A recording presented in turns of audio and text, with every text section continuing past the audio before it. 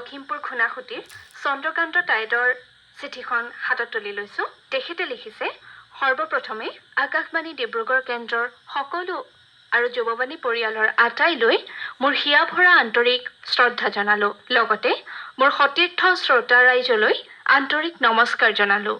কেন্দ্ৰৰ দ্বাৰা প্ৰচাৰিত অন্যান্য অনুষ্ঠানসমূহৰ দৰে যুৱবাণী অনুষ্ঠানটি মোৰ অতিকৈ প্ৰিয়। অনুষ্ঠানটিত বিভিন্ন সময়ত প্ৰচাৰিত বিভিন্ন শিতানসমূহ শুনো আৰু শুনি বহুত উপকৃত হৈছোঁ আৰু আপ্লুতও হৈছোঁ। বিভিন্ন শ্ৰেণীৰ বিভিন্ন দিশত পাৰদৰ্শী যুৱক যুৱতী আদি ব্যক্তিৰ সাক্ষাৎকাৰ, কবিতা, গল্প, নাটিকা, আলোচনা চক্ৰ, ক্ৰীড়া, গীত মাত আদি শুনি আন আন শ্ৰোতাৰ দৰে ময়ো বৰ আনন্দ লভোঁ। আনন্দ লভাই নহয়, বহুতো অভিজ্ঞতা অৰ্জন কৰিবলৈ সক্ষম হৈছোঁ। যুৱবাণী অনুষ্ঠানৰ জৰিয়তে কুইজৰ শিতানত আজি এবছৰে ৰাইজৰ বাবে ৰখা দুটি প্ৰশ্নৰ শুদ্ধ উত্তৰ দিয়া তালিকাত লিপিবদ্ধ হ'বলৈ সুযোগ পাইছোঁ।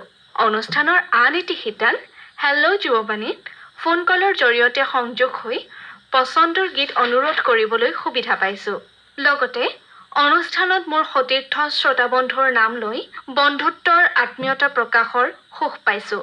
তেনেকৈয়ে কেন্দ্ৰৰ অনুষ্ঠানসমূহৰ মাধ্যমেদি মোৰ সুদূৰ প্ৰসাৰী সম্বন্ধৰ এনাজৰীডাল মজবুত হৈ থকাৰ কামনা কৰি আজিৰ পত্ৰ ইমানতে সামৰিলোঁ। কংকন, তেখেতে ইয়াকে কৈ পত্ৰখন সামৰিছে।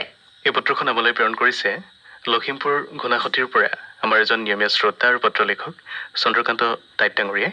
পোনপ্ৰথমে আপোনালৈ আজিৰ পত্ৰখনিৰ বাবে ধন্যবাদ জ্ঞাপন কৰিছোঁ। তেখেতে আজিৰ পত্ৰখনিৰ জৰিয়তে অৱগত কৰিছে যে আকাশবাণী ডিব্ৰুগড় কেন্দ্ৰৰ আন আন অনুষ্ঠানবিলাকৰ দৰে যুৱবাণী অনুষ্ঠানটিও তেখেতৰ বৰ প্ৰিয় আৰু এই অনুষ্ঠানটি শুনি তেখেতে যথেষ্ট উপকৃত হৈছে বুলি আমাক অৱগত কৰিছে। বিশেষকৈ বিভিন্ন শ্ৰেণীৰ বিভিন্ন দেশত পাৰদৰ্শী যিসকল আমাৰ যুৱ প্ৰতিনিধি আছে, তেওঁলোকৰ মনৰ অনুভৱবিলাক জানিও তেখেতে যথেষ্ট ভাল পায় বুলি আমাক জানিবলৈ দিছে।